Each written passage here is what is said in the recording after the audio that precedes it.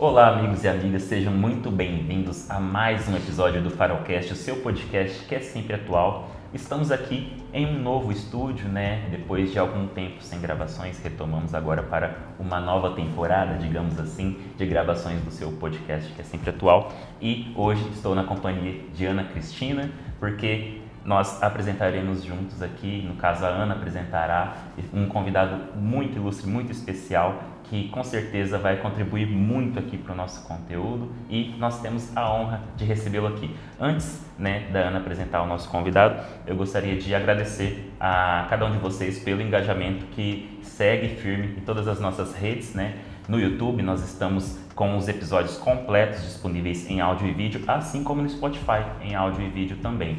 Temos ainda os cortes, que são preparados especialmente para o Instagram, para o Facebook, para o TikTok e para o próprio YouTube também. Então, é como eu digo, cada like importa. Então, deixe lá seu like, deixe lá seu comentário, compartilhe para quem você acha que também vai gostar desse tipo de conteúdo, que assim você fortalece e faz nossa mensagem ser transmitida a cada vez mais pessoas, não é isso, Ana Cristina?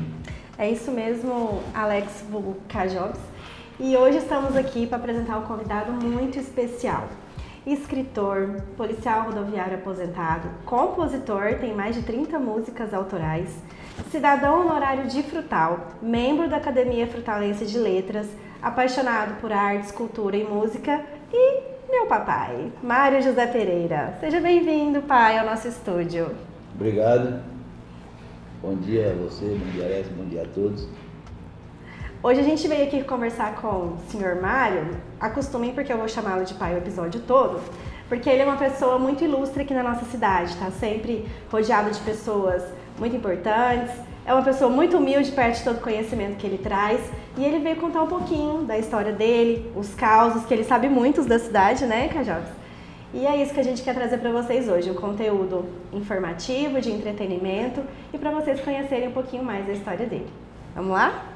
Bom, como a Ana Cristina disse, seu Mário, ele está aqui conosco nessa ocasião especial porque ele consegue permear por vários aspectos históricos, culturais, artísticos aqui da nossa realidade local. Então a gente vai aqui mergulhar um pouquinho na memória, da nossa comunidade de Frutal e região e, claro, saber um pouquinho mais da trajetória do próprio senhor Mário, trajetória pessoal, profissional, enfim, o que ele puder compartilhar aqui conosco. Espero que seja de grande proveito também para você que nos ouve, para você que nos vê aqui no Farolcast. Seu Mário, eu gostaria, começando do começo, como eu costumo dizer, mas que o senhor pudesse compartilhar conosco as primeiras memórias mesmo suas, de infância, adolescência e a sua vinda a Frutal.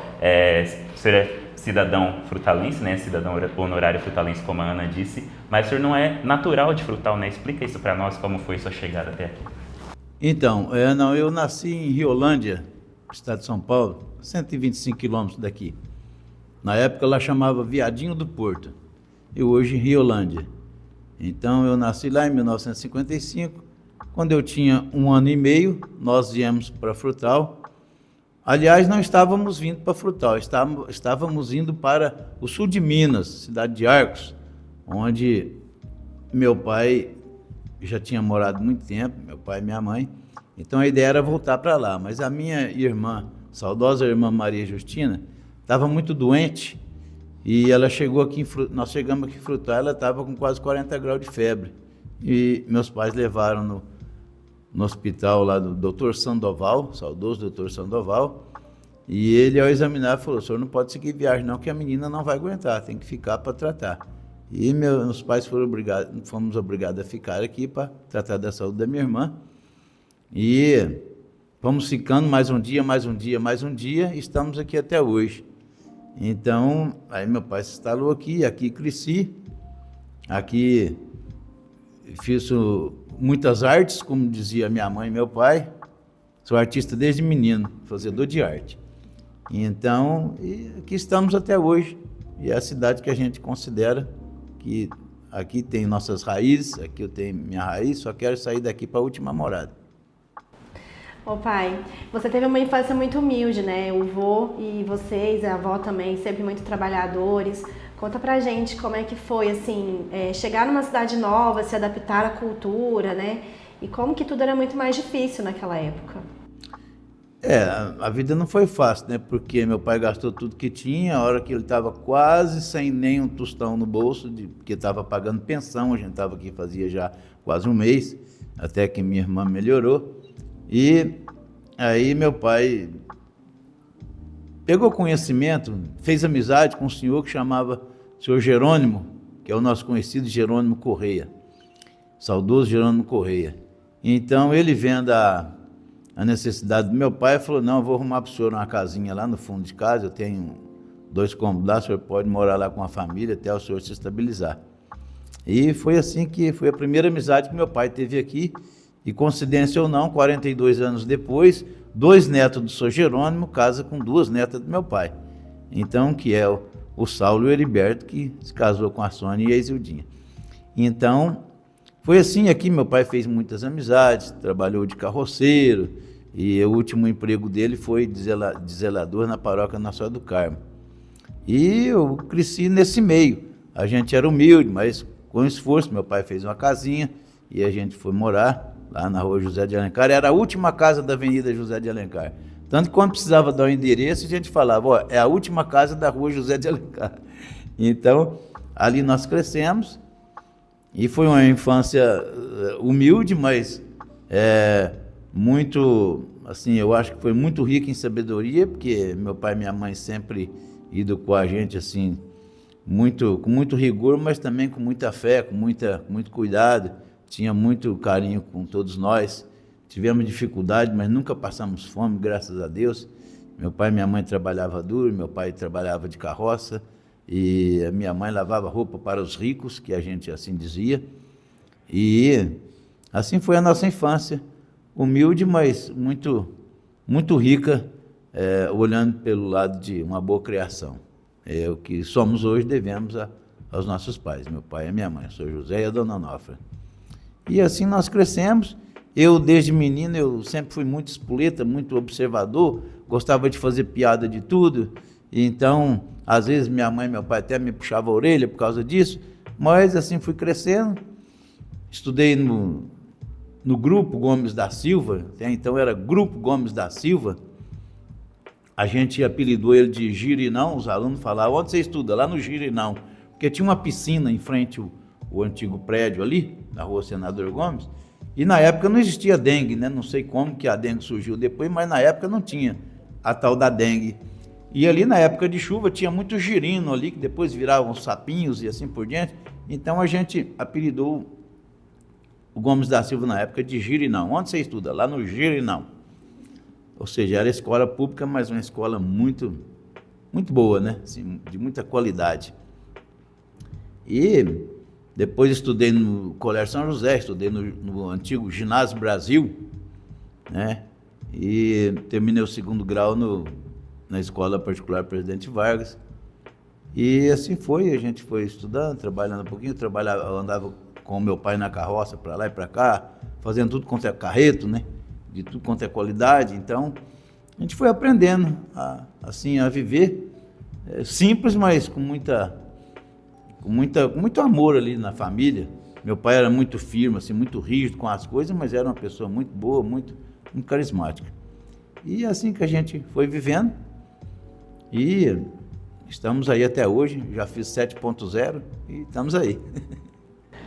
Isso aí. Seu Mário, tantos anos, tantas décadas residindo em Frutal, né, cidadão frutalense, então acredito eu, com certeza a sua história, ela se confunde com a história da própria Frutal, né, e o senhor se lembrando desses tempos, né, desde a infância, adolescência, mocidade, com certeza o senhor se sente, assim, saudoso de algumas figuras, né, ou de alguns lugares, alguns monumentos da Frutal do passado, e gostaria que o senhor falasse sobre alguns que marcaram, né, foram marcantes para o senhor algumas pessoas também. O senhor já citou algumas, né, nessa introdução, mas gostaria que o senhor falasse de algumas pessoas que foram marcantes na sua trajetória e na trajetória de muita gente que com certeza vai se identificar ouvindo ou assistindo esse episódio. Então, eu uso dizer que há 60 anos atrás, Frutal era mais rico do que é hoje. Bom, depende de que ângulo que você vai olhar, né? Lógico que a tecnologia, a evolução, o crescimento da cidade, as pessoas que aqui residem e tudo, torna hoje uma Frutal melhor para se viver, né?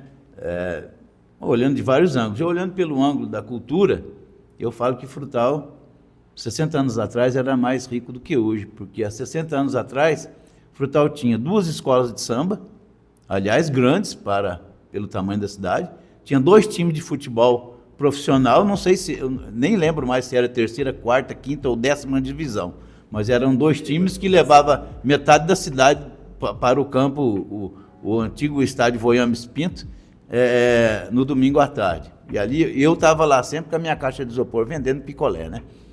E Arsenal e 13, que dividia a torcida de Frutal. Então, eu falo que nesse aspecto Frutal era mais rico. E em se tratando dos nomes, além de tantos outros, é claro, que Frutal tinha grandes nomes que fizeram a história. Eu me lembro muito bem do Sr. Dilermando Mendonça, trabalhava na prefeitura, acho que ele era, não lembro qual que era o cargo dele, mas ele era algum tipo de assessor do prefeito, alguma coisa assim, porque era uma pessoa, mas muito, muito, muito culta mesmo.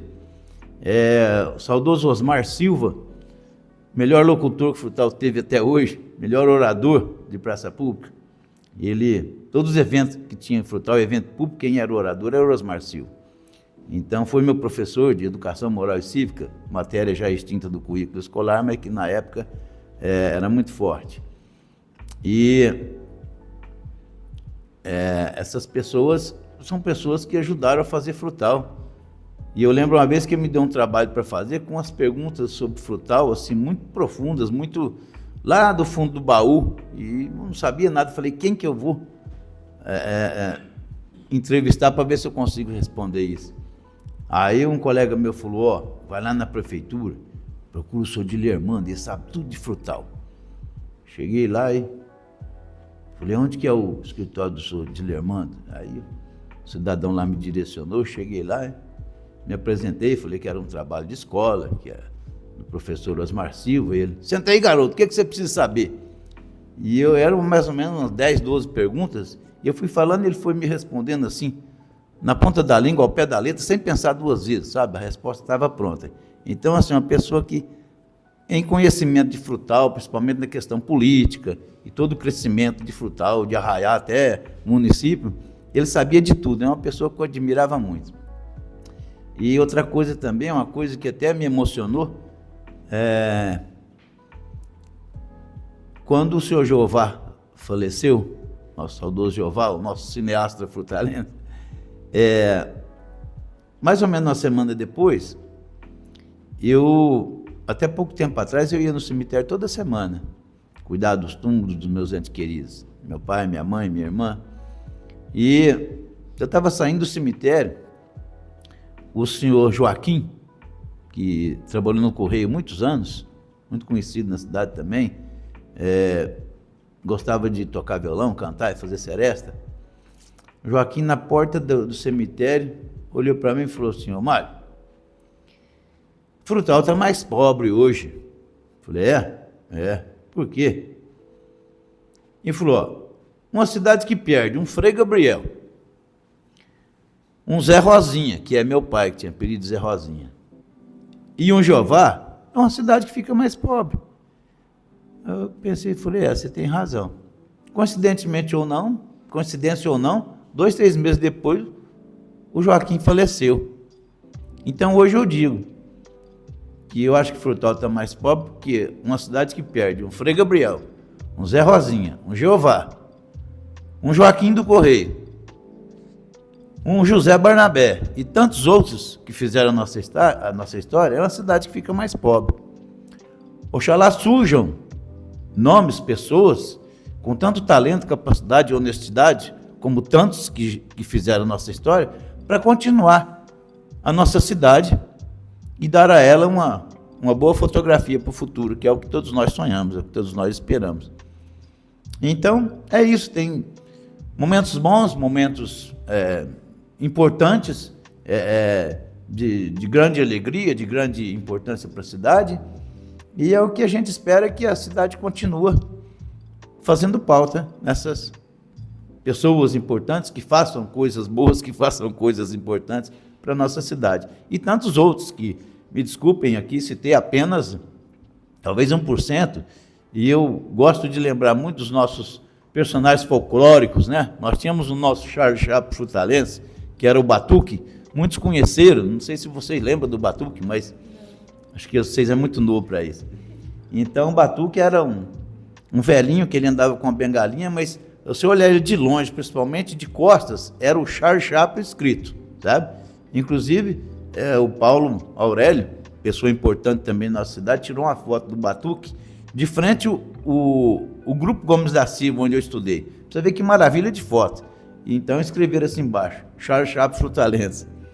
Ele acompanhava todo o velório que tinha a caminho do cemitério, o Batuque estava na frente. Ele tirava o chapéuzinho dele, amarrotado, punha o chapéu no peito e ia caminhando até a porta do cemitério. Esse era o estilo dele. Então, o Batuque, muitos personagens folclóricos também, até antes do Batuque, na minha época de infância, tinha a gente, quando era criança, falava que era uma doida que andava pela rua, chamava Maria Coberta. Tem até uma reportagem dela, saiu uma reportagem dela. Então, mas ela frequentava a minha casa, na minha época de infância. A minha casa é a casa de um vizinho que morava de par conosco. Então, assim, e contavam, né? Não sei se ela mesma que contava isso, ou pessoas que conheciam a vida dela contavam, que ela era uma pessoa normal, era professora primária, inclusive, mas que o rancho dela pegou fogo. E me parece que morreu um filho dela, uma coisa assim. E ela enlouqueceu na hora assim, pegou apenas uma coberta e saiu pela rua. E ela vivia enrolada naquela coberta, dormia pelas calçadas. E então, assim, uma história triste, mas contavam isso da Dona Maria. E ela frequentava em casa, e não era uma pessoa agressiva, era uma pessoa assim, ninguém a convidava para ser bem-vinda, mas era uma pessoa que não amolava ninguém. E tem muitos outros nomes folclóricos também. O próprio Ceceu, que andava na rua fazendo poesia, gostava de fazer versinho para as moças, ele era invocado com as moças, ele ficava olhando as moças, mas é bonito, hein? Mas era uma pessoa que não atacava ninguém, era uma pessoa assim, bem humilde. Ele gostava de fazer poesia, na ideia dele, né? No estilo dele, com a simplicidade dele. Então, tem tantos nomes que, se for escrever um livro, só dessas pessoas vai dar um livro bem volumoso. Pai, uma das coisas também que a gente sempre ouviu quando eu era pequeno de você é que na maioria dos lugares, nos pontos turísticos, né, de Frutal, você não só presenciou, como também ajudou e tem boas lembranças, né? Eu lembro de você contar do Coreto, né? Teve aquela casa que você chegou a fazer até a maquete, que depois a gente vai falar melhor sobre ela. E eu lembro de você comentar que você e o vô ajudaram, né, na construção lá da Igreja Matriz. Fala pra gente um pouquinho como é que foi vivenciar isso e hoje ver tudo pronto, assim, tipo, nossa, tem um pedacinho nosso lá. Então, a Igreja Matriz começou em 1935, parece, se não me falha a memória, que tinha antes, no lugar, uma capelinha. E depois construíram a igreja, os padres começaram a igreja e demorou 50 anos para ficar pronta. O templo da Nossa Senhora do Carmo, a igreja física, né?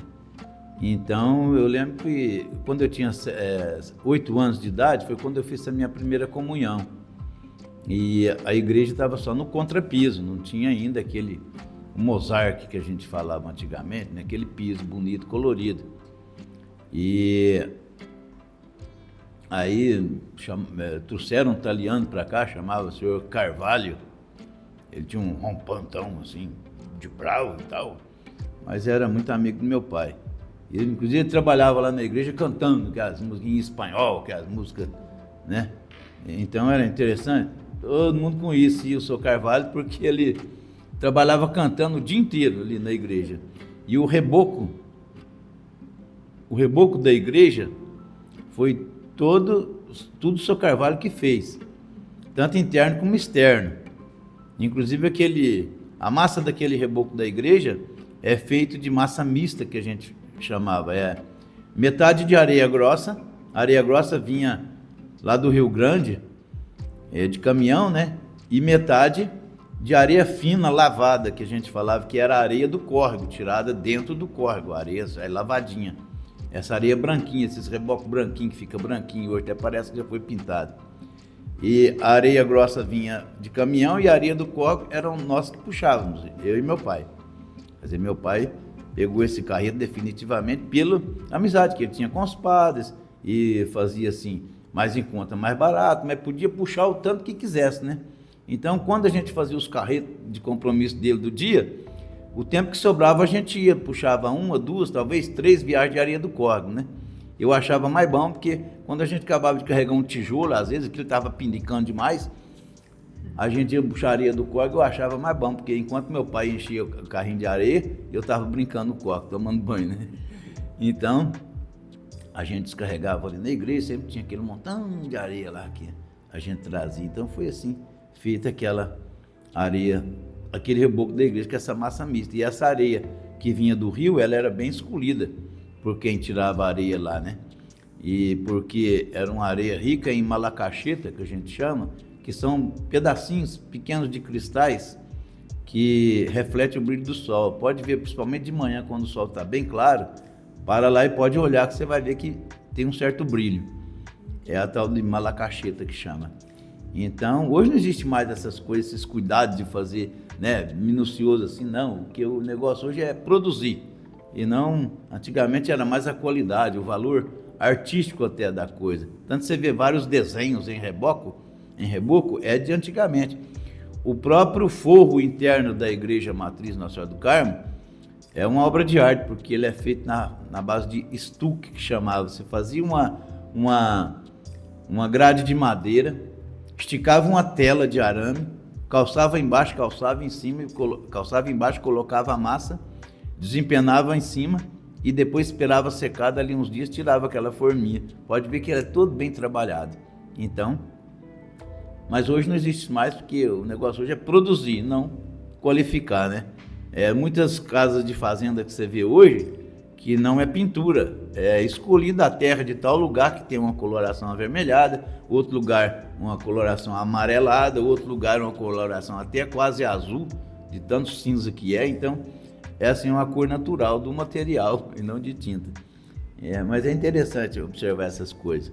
E eu gosto de observar muito isso, porque eu sou muito observador. Quando eu ia muito em São Paulo, eu gostava de perder uns 15 minutos ali no viaduto Santa Efigênia, só para ver a construção, como que é feita a estrutura do viaduto, tudo na ferragem, no parafuso, né? E também o alicerce do Mosteiro de São Bento ali. É umas pedras, uns imensos blocos de pedra, tudo encaixado e talhado à mão aquilo, pela idade, segundo informações aí que a gente vê. Então eu gosto de observar essas construções. E aqui em Frutal tinha muita construção que chamava atenção. Essa casa dos Marcondes, que foi que eu fiz a maquete dela, e várias outras aí também. Tem uma casa que era da Dona Leda, que era diretora do Gomes da Silva, quando lá eu estudei, que é descendo na Rua do Carmo ali, a Rua 13 de Maio, né? Que a Rua do Carmo é da Matriz para o lado do cemitério, 13 de Maio é da Matriz para o Alto Boa Vista ali. Então, tem uma casinha lá que tem um cômodo redondo na frente, parece que era a biblioteca do Dr. Hélio, que é o marido da Dona Leda, que ele era advogado, ele acho que era o escritório dele. E muito bonitas, são construções assim, que tem um valor histórico muito, muito bonito, porque não existe mais esse tipo de construção, e as que tem estão sendo demolidas para construção de novas construções. Então, algum tempo atrás reformaram o antigo orfanato Júlia de Carvalho.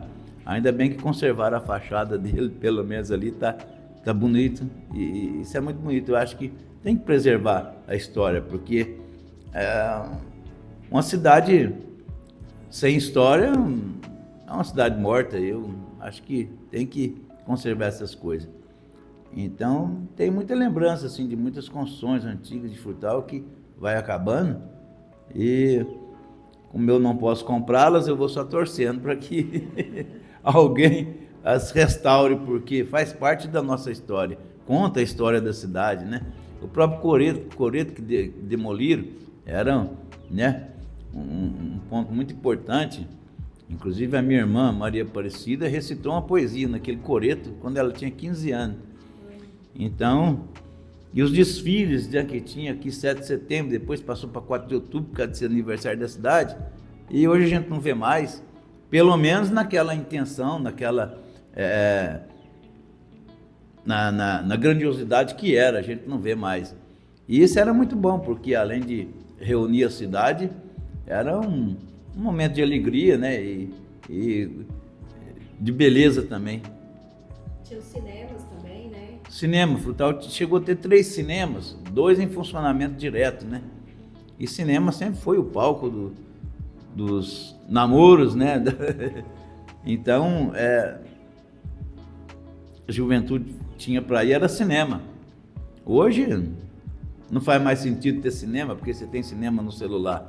Mas foi, né? Clubes, Frutal tinha 2 clubes, a ARF, que é onde é o executivo hoje, e o Clube da Recreação, Clube Recreativo 13 de Maio, que eles falavam que era o clube do 13, né, do time de futebol, que tinha o time de futebol 13 de Maio, tinha a escola de samba 13 de Maio e o clube 13 de Maio, né? Assim como tinha a ARF, o clube Arsenal e as escolas, a escola de samba Cruz de Malta. Então, eu lembro de uma figura muito folclórica, muito divertida da nossa cidade, que era o Juju Pretinho. Ele, trabalhador de pedreiro, primeiro de servente, depois de pedreiro, andava sempre com radinho aqui, sambando na rua, né? E ele era o passista da escola da Cruz de Malta, então eu lembro de ver eles dançar. O professor Darcy, ele era o mestre da bateria da escola, então era bonita essas coisas. Então a gente tem essa bela lembrança, né, que é saudoso lembrar. Seu Mário, o senhor já deu uma palhinha a respeito da vocação artística, não somente sua, mas de muitos membros de sua família, né, amigos também, enfim, comentando, né, que uma de suas irmãs declamou uma poesia, né, no antigo coreto, enfim. A Ana Cristina comentou das histórias a respeito da maquete que o senhor fez da Casa dos Marcondes, entre outros trabalhos artesanais também. E quem te conhece, ou quem pelo menos já ouviu falar de seu Mário, sabe da vocação que o seu Mário e familiares também, tá aqui a Ana, que não me deixa mentir, para as artes em geral, né? O apreço que vocês têm pela música, pela literatura, pela poesia, entre outras artes. Então, eu gostaria que o senhor falasse sobre a importância que vocês dão para esse cultivo, né, dentro do lar e também em todos os ambientes que vocês estão propagando aí, todo tipo de atividade de manifestação artística. Então, a gente até deixa a desejar na questão de dedicar a esse tipo de coisa. Mas meu pai tocava cavaquinho, ele tinha uns dedos gordos, quase 2 vezes mais grossos que os meus, não sei como é que os dedos dele cabiam nos traços do cavaquinho, e ele tocava cavaquinho, tocava muito aquelas músicas antiguonas. Ele gostava de contar piada demais da conta, onde ele ia contava piada. Ele ia num velório, dali meia hora ele estava lá de fora contando piada. Então, a gente foi crescendo assim Minha mãe tinha uma voz muito boa. E minha mãe era mestra em imitar os outros. Quando ela imitava uma pessoa, parecia que era aquela pessoa que estava falando. E isso sem esforço nenhum, quer dizer, era natural dela. Acho que ela nem sabia que ela tinha esse dom. Então, quando criança, eu e minha irmã, minha saudosa irmã Maria Justina, nós gostávamos de cantar na Rádio Frutal. No domingo tinha um programa infantil das crianças, 9 horas da manhã começava. Então a gente ia lá sempre cantar uma música e ganhava na época 10 cruzeiros para cantar. Talvez seriam uns R$10 hoje, ou R$20, sei lá. mas era 10 cruzeiros que a gente ganhava para ir lá cantar. E aquele dinheiro dava para ir na matinê à tarde, 2 horas no cinema, e ainda chupar muita bala. Então, o domingo essa era a nossa diversão. E eu lembro muito bem que quando a Maria Justina fez 15 anos, ela foi Dia das Mães, então ela não preparou a música não, ela preparou uma poesia, que depois, pouco tempo que eu fui descobrir que o nome dessa poesia é Anjo Bom, o nome dela. Então a minha irmã foi, recitou a poesia, ganhou em primeiro lugar, ganhou 200 cruzeiros. E olha que 200 cruzeiros era como se fosse R$200 hoje, acredito eu. E aquele dinheiro não acabava, ela comprou roupa para ela, roupa para mim, sapato para ela, e o dinheiro não acabava. Quer dizer, eu não esqueço disso. Então, a gente cresceu nesse ambiente, aprendi a tocar violão assim, eu falo que a gente tem um ditado, fala, aprendeu a tocar violão para os cocos, porque foi na bruta de ouvidos, ouvindo os outros tocar e olhando, e comprei um violão, ia para a igreja e olhava a minha amiga tocar violão e fui aprendendo. Então, toco um pouquinho de violão, muito pouco. A coisa que eu mais sei é música de igreja. Música popular sei muito pouco. Mas gosto de tocar violão, até já compus algumas músicas, mas nada inédito por enquanto. E o fato de escrever, desde da época de escola, da época de primária, eu gostava de fazer composições e começar a dar trova naquilo, né? Então, com muita dificuldade ainda, mas já saía alguma coisa. E depois, já na idade adulta, comecei a escrever algumas poesias. O meu livro tem uma poesia que é de 1973, ou seja, tem mais de 50 anos. Então, no fim, um dia minha irmã Maria Justina falou, você tem que reunir essas poesias tudo e fazer um livro. Eu falei, quem sou eu para fazer um livro? Não, já está quase pronto. Basta você escrever mais algumas e dá para você fazer um livro aí de umas 100 folhas. Falei, que é isso? Será que eu dou conta? Dá conta. E aquilo caiu assim, daí ficou ali, né? Querendo germinar. E eu fui escrevendo mais algumas. Falei, não, agora já dá certo. Então, montamos esse livro e fizemos o lançamento em 30 de setembro de 2023. Era um sonho de 20 anos já. Da época da minha irmã viva ainda, a gente já sonhava em editar esse livro. Infelizmente ela faleceu antes disso, mas minha mãe e meu pai também me incentivou muito para conseguir fazer esse livro. Não estavam aí para se alegrar comigo no lançamento do livro, mas sei que onde eles estão também muito satisfeitos com isso. E fiz a edição desses 2 livros, um contando a história da Maria Justina, da minha irmã, que foi um ícone frutalense também, e o outro com as minhas poesias, os meus contos, contando um pouquinho da minha vida e as poesias que eu gosto de escrever, estão no livro. Então, depois, no começo do ano passado, em fevereiro de 2020, em março de 2024, eu fui convidado para fazer parte da Academia Frutalense de Letras. Lá estou fazendo parte. É um lugar riquíssimo. Todos ali são pessoas muito cultas, muito sábias, que têm uma bagagem literária muito grande. Eu me sinto pequenininho ali, mas estou aprendendo com eles. Então, tem também a Academia Frutalense de Letras Jovem, a juventude também já ingressando, né? Tem a Academia de Artes, e tudo com sede ali na casinha onde era o antigo conservatório, né? Então, é a Casa das Academias. Estamos lá aprendendo no dia a dia, e assim a gente vai levando, né? Por ser pai da dona da Atual, eu também tenho uma página lá na revista que toda edição tem um conto meu, uma poesia, né? Então, assim, a gente vai levando, vai cultivando, de maneira simples, bem modesta mesmo, esse talento, e eu gosto de fazer isso, e estamos aí, satisfeitos, vivendo cada dia, passo a passo, um dia de cada vez. Gente, ele é muito modesto, né? Vocês viram. Na verdade, ele tem uma página atual, não é só porque a atual é minha, não. É porque ele tem o dom de escrever e ele merecia essa oportunidade, né, Carioca? Ô pai, quando você foi adolescente, na sua juventude, você já fez de tudo um pouco, né? Já foi relojeiro, já foi um monte de outras profissões e você sempre foi uma pessoa muito fuçada, então resolve tudo, conserta tudo, né? Pra tudo tem um jeito. Estraga um punhado. É autodidata, aprendeu a tocar instrumento sozinho. Ele não toca só violão, não. Ele toca teclado. Ele vai aprender violino agora que ele comprou um violino. E uma viola também, então ele é fuçado. Toca carrom. E eu queria que você falasse um pouquinho pra gente sobre essa sua experiência profissional, por tantos lugares que você passou, o que te agregou nisso, qual foi a que você mais gostou?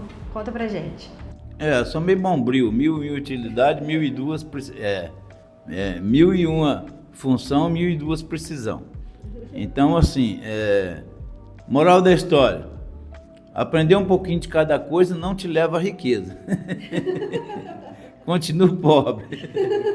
Mas é bom, eu gosto de fuçar com as coisas. Uma vez estragou uma enceradeira lá em casa, eu fui tentar arrumar, acabei de estragar, mas aprendi. Então, assim, a gente vai aprendendo com a vida, aprender de tudo um pouco é bom. Porque se você for depender de tudo também, chamar um para trocar uma lâmpada, aí você não vai, você vai gastar muito só custeando, né? Então eu gosto de aprender as coisas, eu sou fuçado, eu comprei um violino, até hoje não dei conta nem de tirar som dele, mas estou pensando que eu ainda vou dar conta de aprender um pouquinho. E viola eu acho que eu vou aprender um pouquinho, porque eu já toco um pouquinho de violão, já facilita. Mas eu gosto, assim, sempre de estudar o que é aquilo, o que não é. O meu sogro, saudoso Sr. José, mora lá na Lagoa da Prata, é falecido já, eu admirava ele que ele pegava um copo e ficava olhando aquele copo, aí depois que ele examinava bem o copo, ele falava assim pra gente, mas que coisa, né? O cara que fez isso aqui é muito inteligente, né? Porque a forma disso aqui deu muito trabalho para ele fazer, quer dizer, ele relatava a filosofia do copo da maneira inversa, né? Então, isso é interessante. E eu sempre fui muito curioso, gostei também de pensar dessa maneira, porque com essa curiosidade você acaba descobrindo muita coisa, até onde você não pode pisar. Isso aí. E isso que o senhor está falando agora, isso se aplica também, como o senhor gosta e sabe de várias histórias aqui da nossa comunidade local, né, da nossa realidade aqui de Frutal região, é muito importante a gente ter esse zelo de contar o que foi o passado, de relatar para as gerações mais novas, porque é uma forma também de a nossa sociedade aprender, né, com os desafios, com erros do passado, para poder fazer melhor no futuro e cultivar um futuro cada vez melhor para as nossas gerações. Então, essa coisa de olhar o inverso, né, a origem das coisas, também pode servir no aspecto histórico também, né, para a gente entender de onde viemos e para onde vamos, talvez isso seja... Claro, e também você vê que tempos atrás, 50 anos atrás, a dificuldade era outra, né? Hoje, às vezes é muito fácil você tirar uma foto de 200 metros de altura. Você tem um drone que você leva ele onde quiser. Mas antigamente não. Então, aquelas fotos aéreas, você vê, tem uma foto aérea de Frutal de 1900 antigamente. Quer dizer, o cara deve ter subido num teco-teco, né, num avião. E agora imagina um teco-teco de um motorzinho só, que é a trepidação, o cara conseguir fazer uma foto dessa. Então, você vê que a dificuldade era outra. Então, assim, o desafio era maior. A dedicação, o aperfeiçoamento naquilo era maior. Hoje, para atravessar um rio a nado é muito fácil. Você leva um colete e vai e atravessa.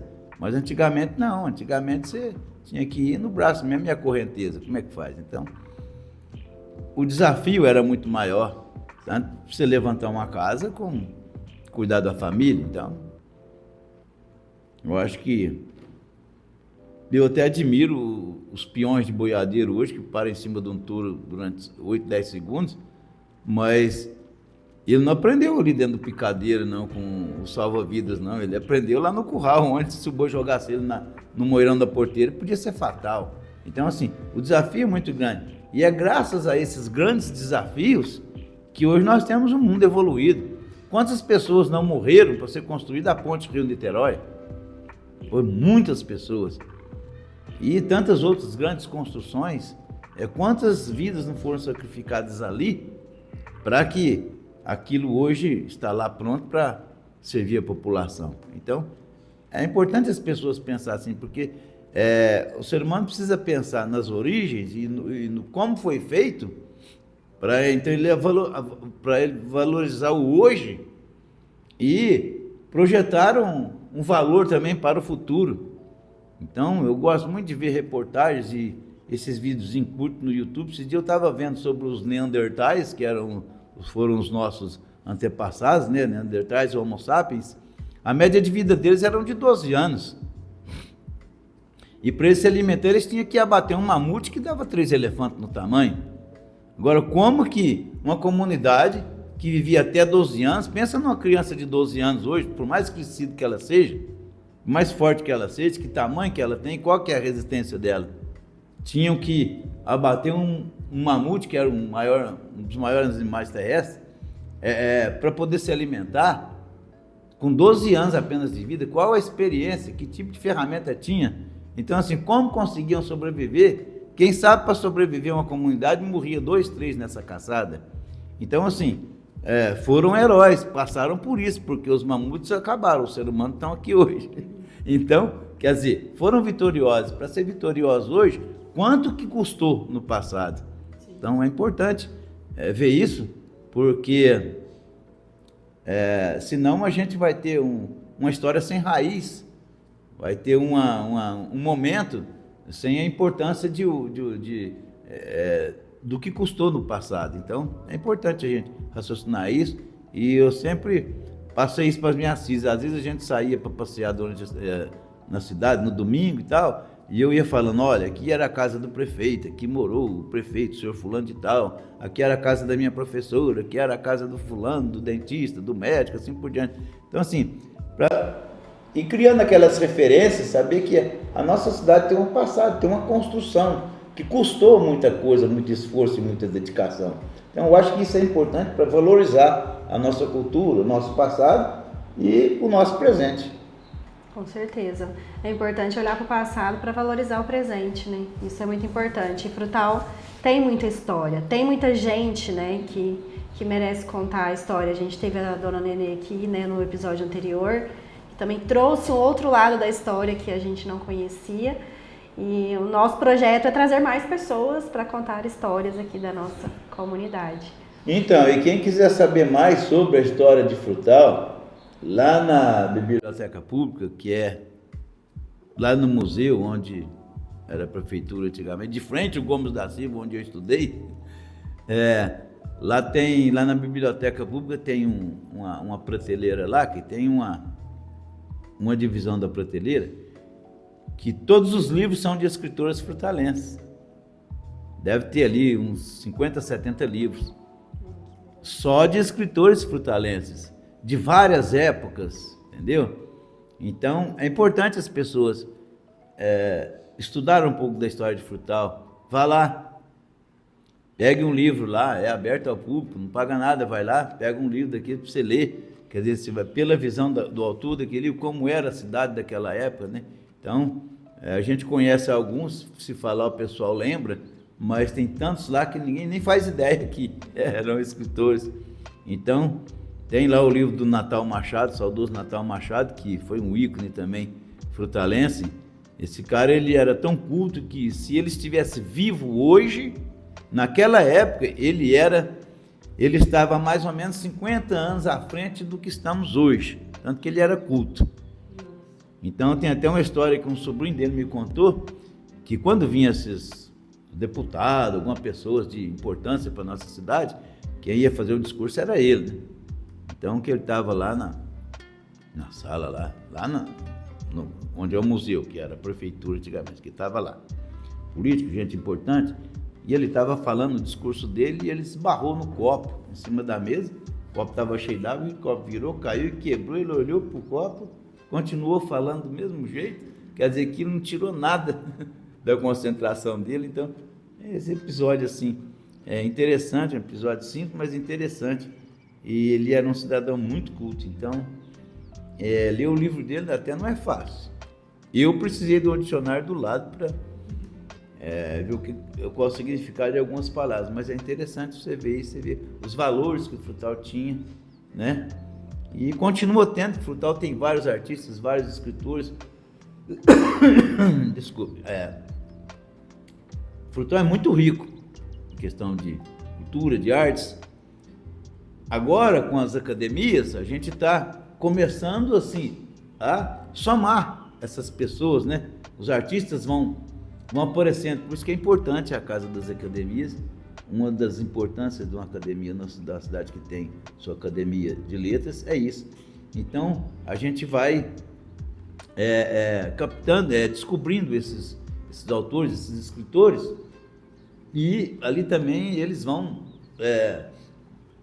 aparecendo, né? Vão somando para a cultura da cidade. Então, se alguém tiver interesse, vá lá no museu, vá lá na biblioteca pública, escolha um livro lá de um escritor frutalense, até o meu está lá também. Então, você vai ver que quanto talento Frutal já teve e continua tendo. Bom, a gente já está adentrando aqui a reta final do nosso papo. Eu aproveito essa pausa para agradecer mais uma vez a todo mundo que está prestigiando aqui o nosso conteúdo, não só esse episódio, como outros episódios anteriores, um deles aqui já mencionado pela Ana, o episódio anterior com a dona Nenê Elias, né, saudosa Nenê Elias, com a irmã Zelinda Elias também. Caso vocês tenham a curiosidade para conferir lá também várias outras histórias relacionadas à cultura e à arte própria aqui de Frutal e região, vale a pena vocês darem uma olhadinha também em todas as plataformas, em todas as redes. Gostaria de agradecer mais uma vez o engajamento de vocês também, vocês que deixam aquele like, que comentam, compartilham o nosso conteúdo. E já adentrando aqui a reta final, Samara, eu gostaria de te agradecer pela presença do senhor aqui, por ter aceitado o nosso convite, né? Por compartilhar também um pouco de sua sabedoria, das histórias também, e que tem muitas outras, renderia alguns episódios, renderia uma série aqui do Farolcast só com o saber histórico, artístico, cultural de Frutal e região que o seu Mário tem para brindar a todos nós, né? Eu sei que a gente já está estendendo um pouquinho do tempo, mas eu tenho curiosidade de pelo menos uma ou outra historinha que o senhor tiver para contar para a gente, algum relato, alguma passagem marcante na vida do senhor, sobre o seu tempo de policial rodoviário federal. Muita gente talvez conheça o seu Mário da PRF, porque entre várias das funções e das profissões que a Ana comentou que o seu Mário já desempenhou ao longo da vida, uma delas foi a de policial rodoviário federal. Conta um pouco pra gente, seu Mário, pelo menos algum relato, alguma passagem que marcou na sua carreira como policial. Então, eu trabalhei por 23 anos e meio na Polícia Rodoviária Federal, aqui mesmo no posto de Frutal. Tive o privilégio de vir para cá na época e aqui mesmo que eu consegui completar meu tempo para me aposentar. Foi um tempo de muita sabedoria, aprendi muito com o usuário, com as estradas, com o perigo, com todas as adversidades que a profissão tem para a gente, mas foi de muita valia. A gente procurou aprender muito, inclusive aproveitei para fazer um curso de teologia quando estava na polícia, que a gente tinha que ter um curso superior, porque mudou o nível, então os que não tinham curso superior tinha que ter. E eu escolhi fazer teologia, que foi o que me ajudou muito. Então, assim, foi uma época de muita sabedoria, perigo também no dia a dia, porque você corre risco todos os dias. Então, mas foi assim, de muita valia para mim. Foi a época também que a gente criou o grupo para fazer educação de trânsito das escolas, fizemos várias palestras nas escolas, nas empresas. Então, a gente tentando levar consciência do perigo do trânsito para as pessoas, porque é importante educar. A melhor prevenção é a educação. Então, tem até um ditado que diz: antes de ditar ao homem regras e normas, sensibilize o coração do mesmo, que uma vez sensibilizado, nem vai ser preciso de leis, porque ele vai criar sua própria consciência. Então, mais importante para prevenir, educar. E a gente fez esse trabalho durante o tempo que a gente estava na PRF, os colegas continuam fazendo até hoje, mas eu aprendi muito com a polícia e foi de grande valia para mim. Agora, histórias da PRF, a gente tem aí umas 1000 e poucas histórias. Eu ainda quero escrever um livro, estou fazendo um rascunhão, ainda quero escrever um livro sobre memórias da PRF. Então, mas assim, lembrar de alguma história assim,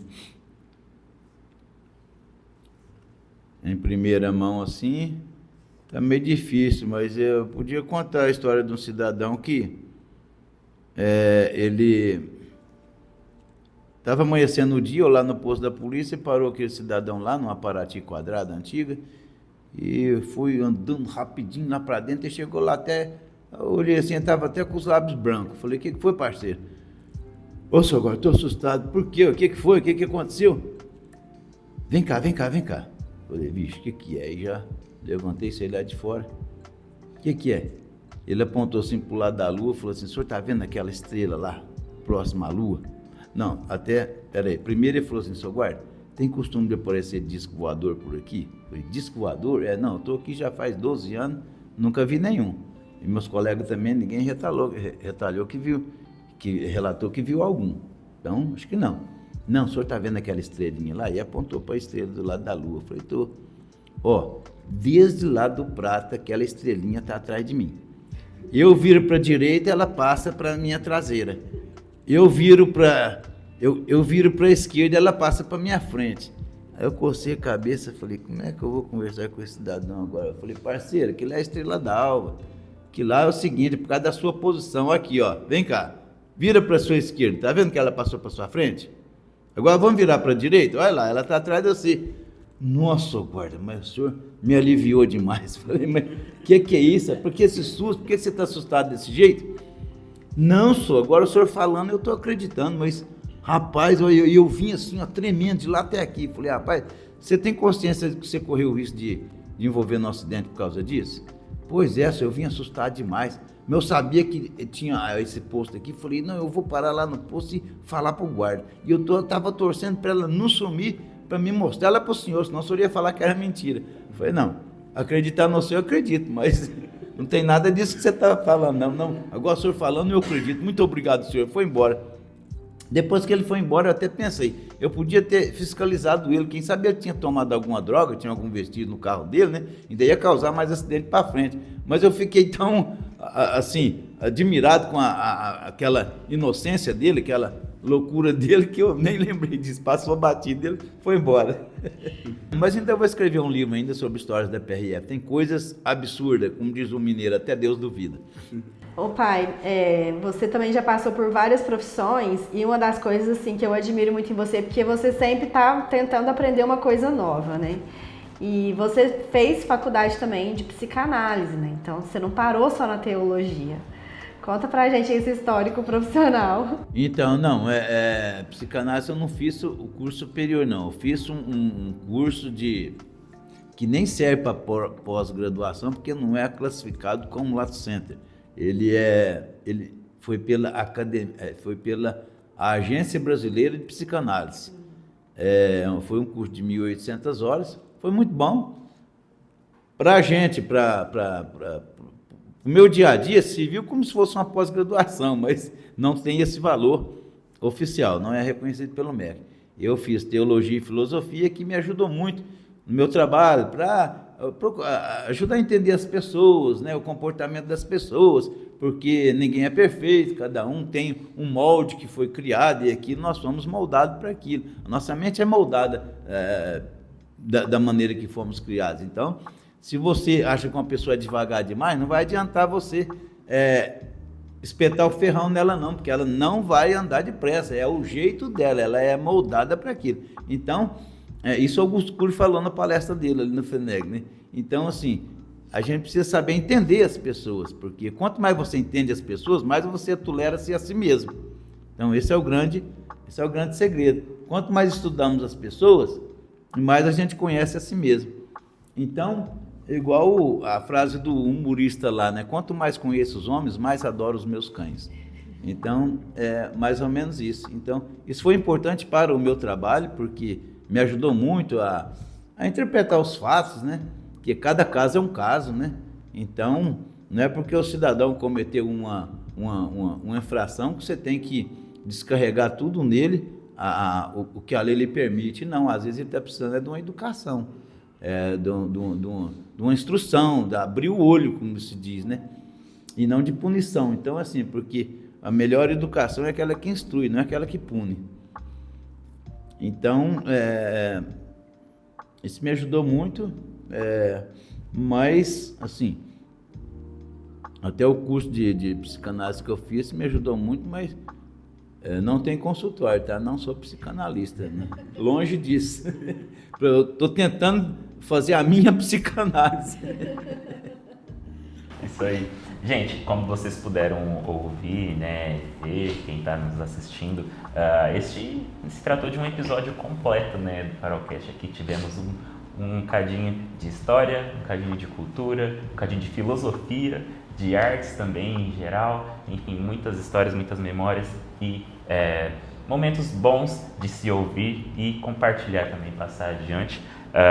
Agradeço cada um de vocês que nos assistiu, mas antes de terminarmos esse episódio, o seu Mário está aqui com uma, né, de suas obras prontinha para ser aqui reproduzida, recitada aqui para nós, né, em exclusividade aqui para vocês no Farolcast. E aí eu deixo com a Ana as considerações finais aqui, antes do seu Mário fazer uma homenagem aqui para Frutal, para que todo frutalense se sinta homenageado também. Frutal que está prestes a completar mais um aniversário, né? E o seu Mário, obviamente, tem uma obra aqui onde ele faz essa menção à nossa querida cidade, Ana.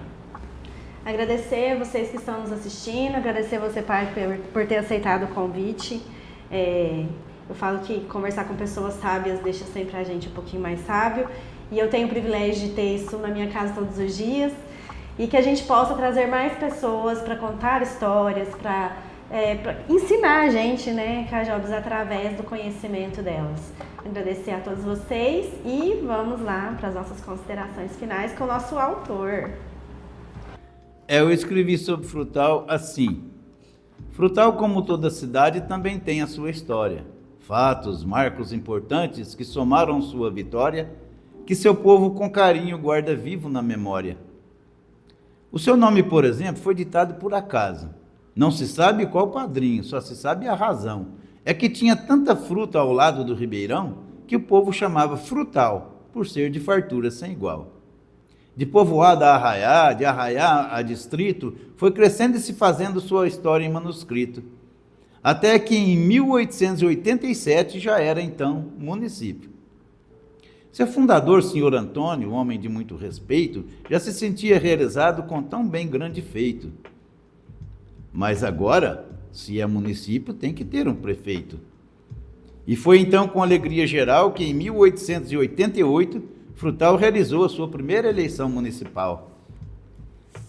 Foi também com muita satisfação que aqui cresceu a devoção, construindo a primeira igreja, com muito suor e oração.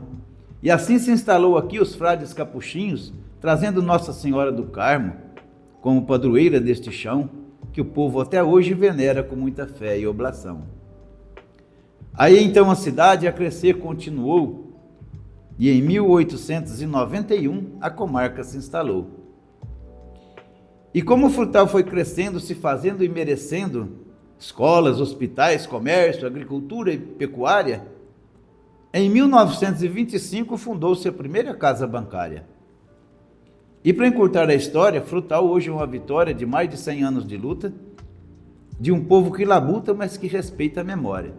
Princesinha do Triângulo, ou cidade de simpatia, nosso povo se orgulha de ser bom e hospitaleiro. Problemas sempre teremos, mas com coragem se vence, pois cremos que além de bom pai, Deus também é frutalense. Muito bem. Muito bom. Muito bom. E para quem quiser adquirir também os livros, né, pai? Nós temos o livro A Quem Possa Interessar, que é esse de contos e poesias.